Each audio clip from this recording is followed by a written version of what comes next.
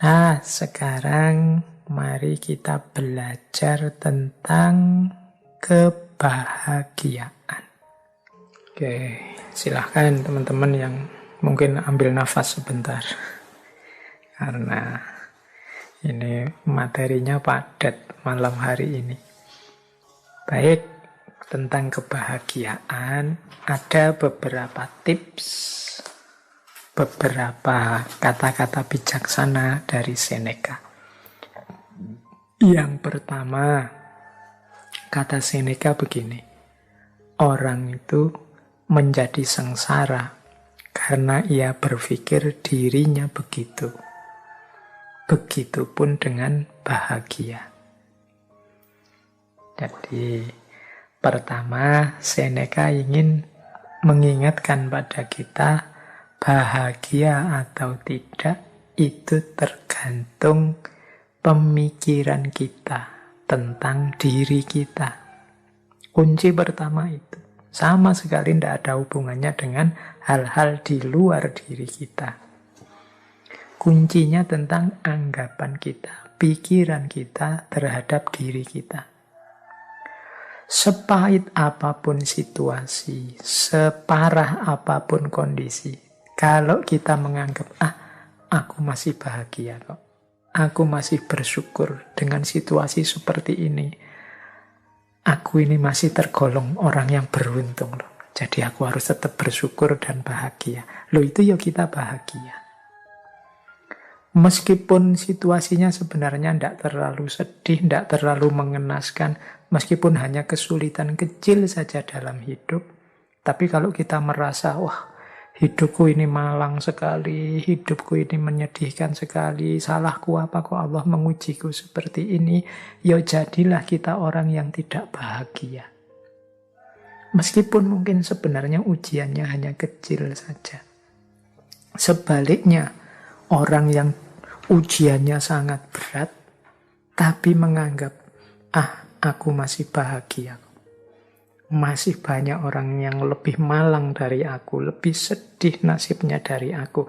Aku masih tetap harus bersyukur pada Allah. Itu pun dia masih orang yang bahagia. Jadi bahagia atau tidak itu tergantung anggapan kita, pikiran kita tentang diri kita. Tidak tergantung pada hal-hal di luar diri kita. Apapun situasinya. Jadi bagi teman-teman yang ingin bahagia, ayo dimulai sekarang. Tidak usah nunggu nanti, tidak usah pakai disarati macam-macam. Saya akan bahagia Pak kalau lulus, saya akan bahagia Pak. Loh, bahagia sekarang tidak nunggu lulus juga bisa kok. Alhamdulillah, skripsiku sudah memasuki tahap akhir. Meskipun prosesnya lama, masih banyak teman-teman yang tidak selesai-selesai, bahkan proposal saja belum. Yang belum proposal, alhamdulillah aku sudah mulai nggarap proposal sebentar lagi. Banyak teman-teman yang sampai kena DO tidak sempat nggarap skripsi.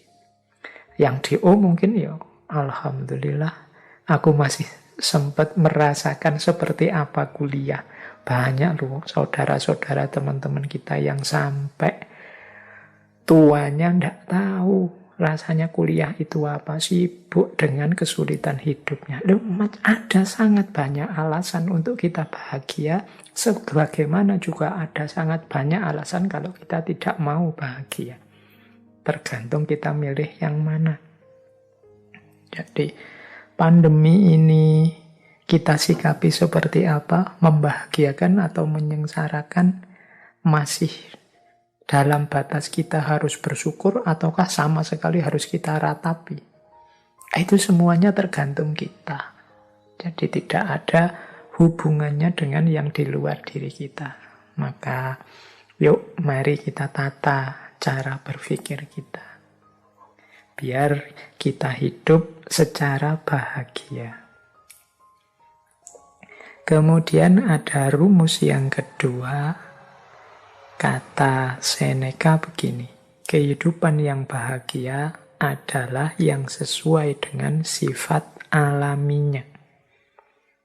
Jadi kebahagiaan itu akan muncul kalau kita ngerti kondisi harmonis, seimbang, alami dalam kehidupan kita. Ini nyambung dengan yang tadi ya, yang bagian kesederhanaan tadi, bahwa kita jangan berlebihan. Hiduplah di standar yang alami saja. Sesuai sifat-sifatnya. Kalau bahasa tadi, sesuai divine reason-nya, sesuai sunnatullahnya. Ya kita kuatnya makan berapa, kuatnya tidur berapa persen kita harus tidur, berapa persen harus makan, berapa persen harus istirahat. Berarti untuk belajar berapa, untuk ibadah berapa. Standar saja, yang alami-alami saja. Makan yang menguntungkan untuk tubuh. Caranya seperti apa, bahannya apa saja. Gimana caranya agar tidak kekurangan atau berlebihan. Itu standar-standar alami.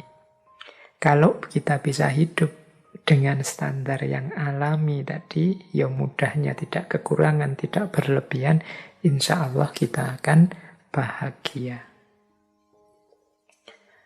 Yang ketiga,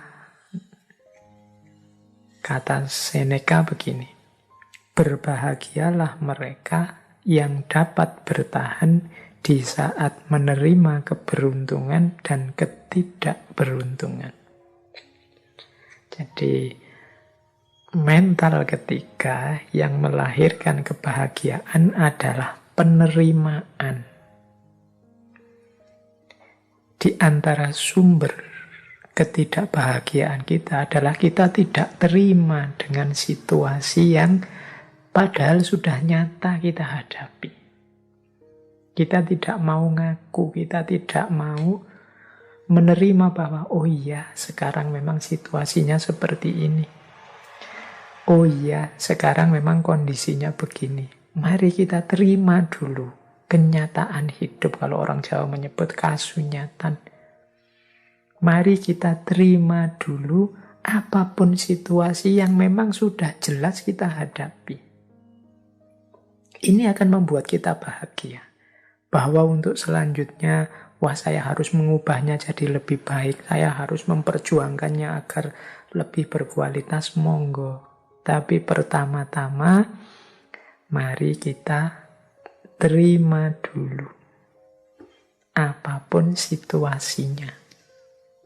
Jadi, kalau bahasa psikologisnya, jangan denial, jangan menyangkal. Kalau memang faktanya sudah terjadi, bukti nyatanya sudah kelihatan, ya kita terima. Biar tidak gelisah jiwa kita, tidak bingung.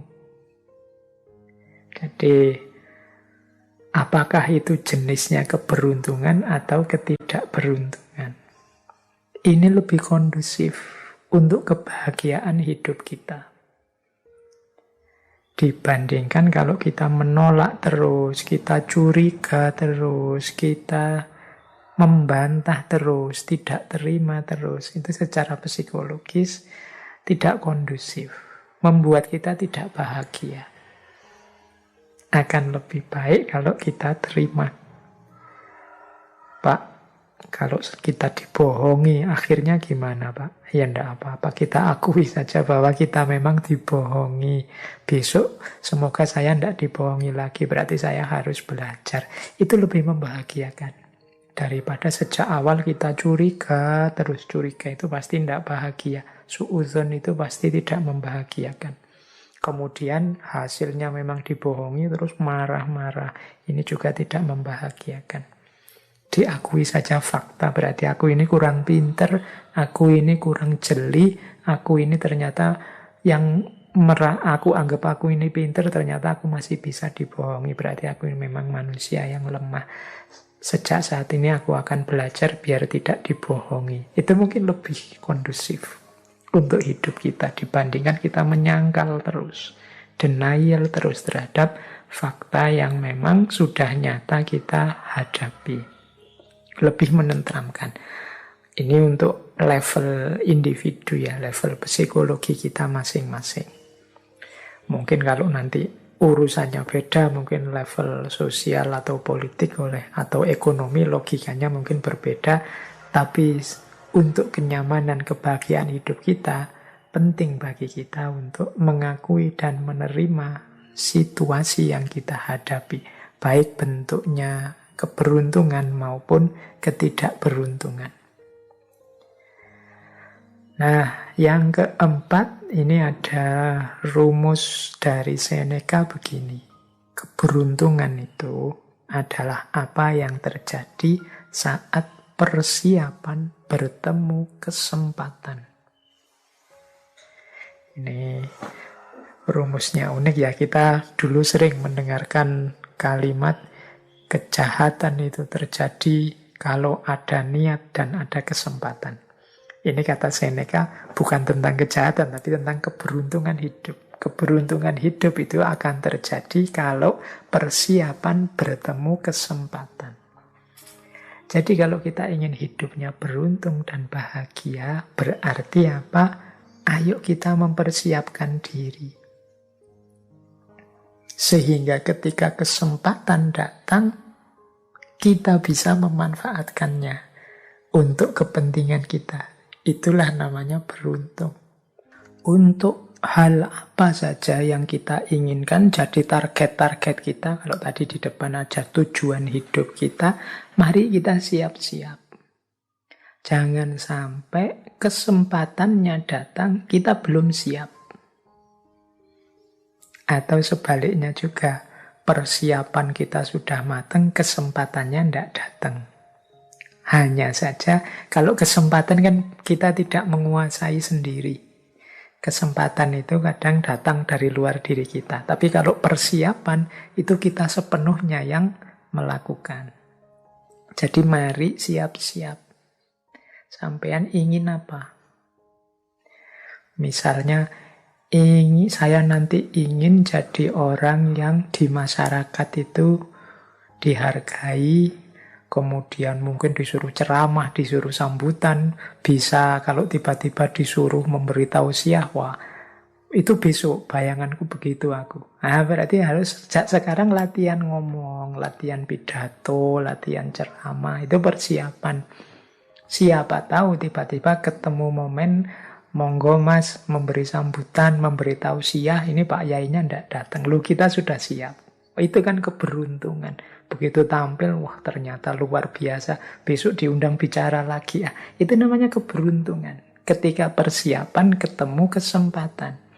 Tapi kalau kita tidak siap sama sekali dan memang tidak menyiapkan diri, ya kesempatannya datang, dia akan lewat sia-sia. Monggo mas, tausiah. Aduh mohon maaf saya tidak mampu, saya tidak pernah, saya tidak bisa. Ya sudah, kesempatannya lewat. Itu contoh sederhana. Dalam hal apapun juga begitu. Ketika teman-teman ingin meraih sesuatu, persiapkanlah diri sebaik-baiknya sehingga ketika sesuatu itu hadir, kita sudah siap menyambutnya. Itulah kuncinya hidup bahagia. Jadi beruntunglah kita yang ketika kesempatan datang kita sudah siap. Ini diantara rumusnya kebahagiaan. Berarti sehubungan dengan target-target hidup kita, keinginan-keinginan kita, kita harus mempersiapkan diri untuk menghadapinya, mengelolanya begitu kesempatannya datang. Karena keberuntungan itu terjadi ketika persiapan bertemu kesempatan.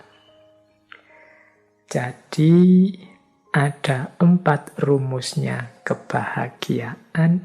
Kalau versinya Seneca, yang pertama, pikiran kita tentang diri kita jadi kunci bagi kebahagiaan kita.